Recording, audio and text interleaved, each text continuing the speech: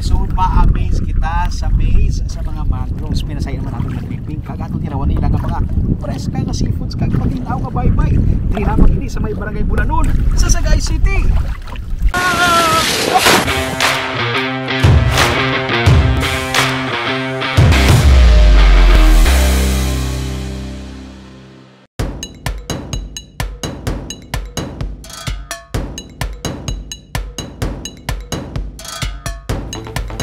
Preska nga seafood, matilo nga tubig sa baybay, kag ang mag-tour sa maze sa mangroves.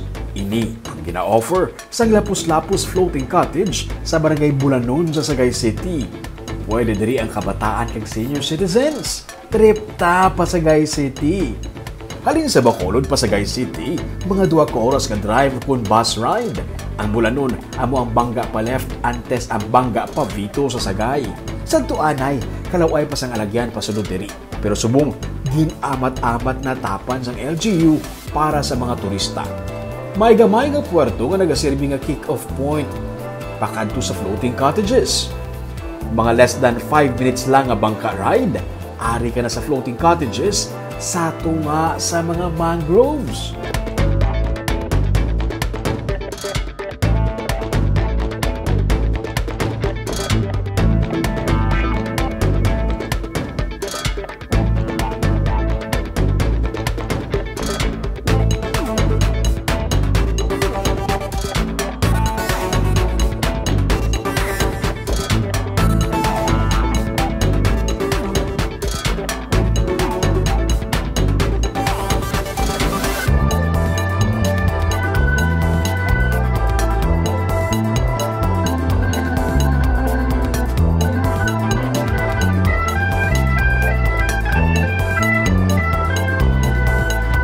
Ang katapos ang Lapus-Lapus Bulanon Floating Cottage Association ang nag-welcome sa amon. Si Joe Filrelos ang ilang nga presidente. Ang kaupo niya man si Danilin Angguan. Welcome to Lapus-Lapus Bulanon Floating Cottage. Ginakalipay din naman ang inyong pagkaris sa Sagay City where love for nature begins. Welcome din kamo sa amon humble floating cottage. Pasensya na kamo, abi namon, siaw-siaw lang ni ang amon negosyo pero dako-dako ang amon gasto. Ginapaintindi ang mga bisita nga ang lugar parte sa local conservation area sang Sagay City kag ecotourism loop sang syudad para sa sustainable kag environment-friendly nga livelihood. Mga mangingisda sila sadto sa area kag gin-training sa pagbaton sa mga turista. Ang nakapundar kami negosyo mo ni, nakabulig man kami sa mananagap di sa amon kag kami mabakal kami sa ila. Kung ano ang ila da available, for example mga amon locos, pasayan. Dra kami gabakal sila nga fresh pa katama nga halin pagit pagkuha. Bago kuha diya nga bakal ninyo. Wala na agi. So nakamuga pang isa subukan mo bakal sa mga isda. Nakabulig pa kamo sa ila. Nakabulig kami sila sa tungod sa amon floating, sir. Ang floating cottage dala na ang bangka ride. 2,600 pesos kag good for 20 persons. Damo-damo pwede, di ba? 20 ka tawo makasakay diri. Kag para sa mga inquiries o kung para sa reservations, mahimo lamang mag-connect sa Sagay Tourism Destinations nga Facebook page. Pwede makadala sa kaugalingon nga pagkaon nga wala corkage fee. Kag pwede man maka-order sa ila sa preska nga seafood nga available sa lugar. Halin sa pasayan, lukos, isda, kasag, lato, bagong harvest nga talaba, may-ari diri. Ang nami diri kay initanan, bagong kuha sa baybayon sa mga mangingisda sa lugar. Meaning, preska.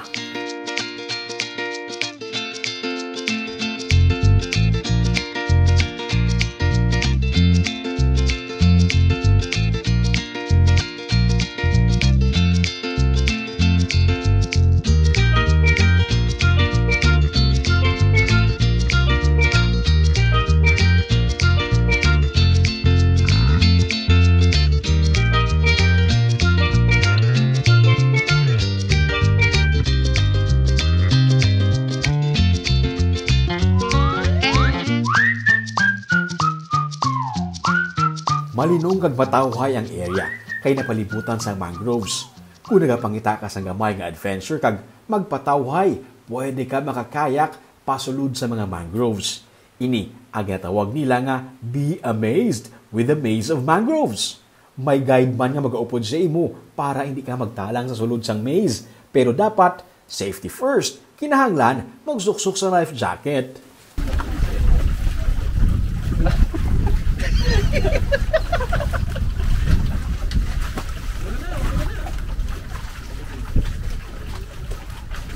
Hindi ganyan, drum na lang to.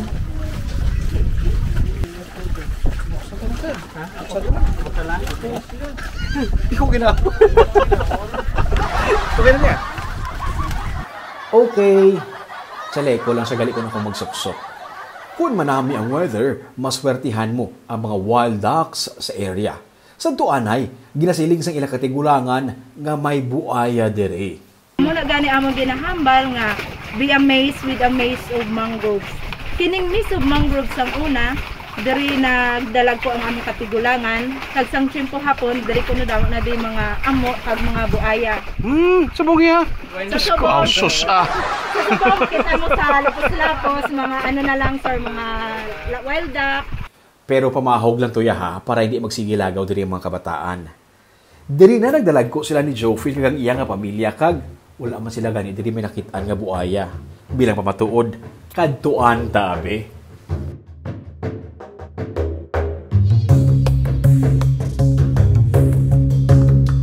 Daw mala Amazon River experience kung magkayak ka na dire sa sulod sang maze, sa sulod mismo sa mga mangrove plantation. Kung maswertihan, makakita ka sang wild ducks o kung sang mga amo.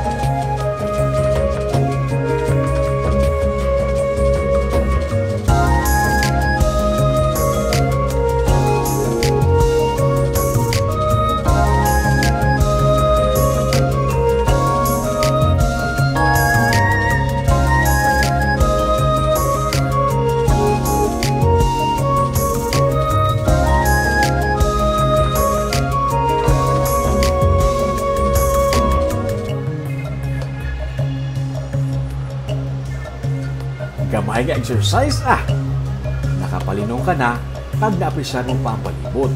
Para naman sa mga kabataan, may improvised na swimming pool nga tubig dagat. May kawayan nga salog kag net para sa safety sa mga kabataan. Kung gusto mo mag-swimming sa baybay, pwede! Matinaw kag matinlo ang tubig dere.